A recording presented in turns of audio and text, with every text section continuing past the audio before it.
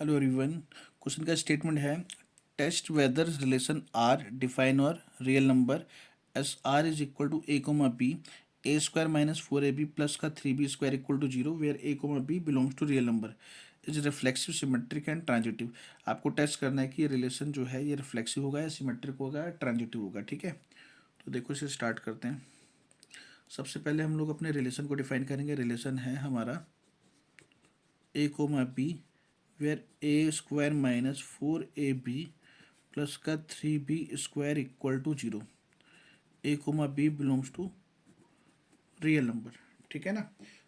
तो देखो इसका मतलब हो गया कि अगर A comma B belongs to relation है तो A square minus four A B plus का three B square equal to zero होगा। ठीक है ना। तो इसको इसके देखो फैक्टर हो सकते हैं, इसको फैक्टर करके एक बार थोड़ा सा सॉल्व कर लो तो हमारे लिए सिंपल हो जाएगा ये। जैसे वन इंटू में थ्री थ्री होता है, वन प्लस थ्री फोर होता है, तो आएगा ए स्क्वायर माइनस का A B minus three A B plus का three B square equal to zero.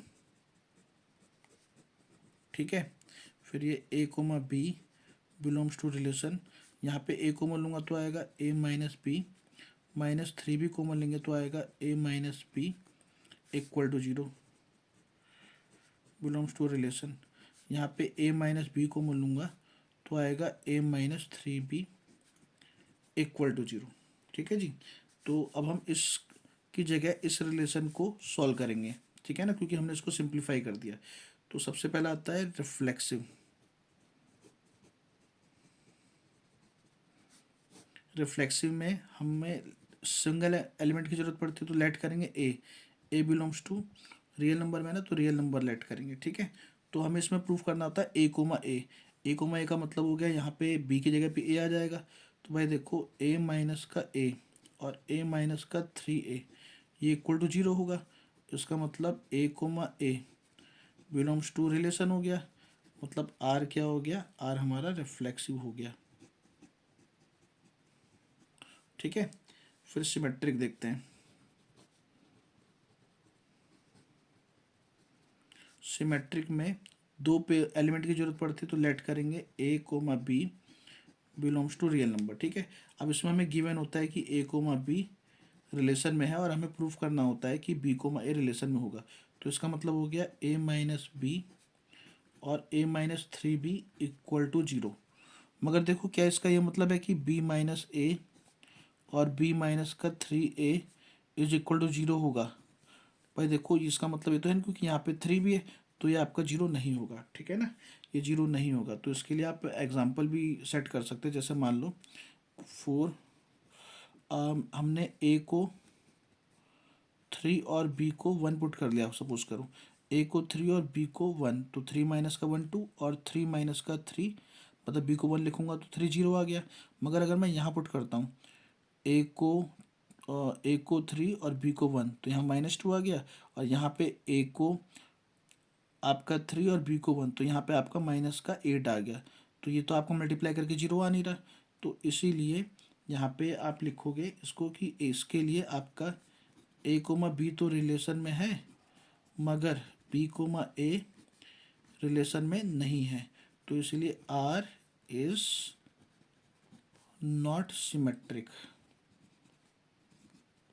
Are हमारा सिमेट्रिक नहीं है। ठीक है जी। अब इसके बाद आता है ट्रांजिटिव।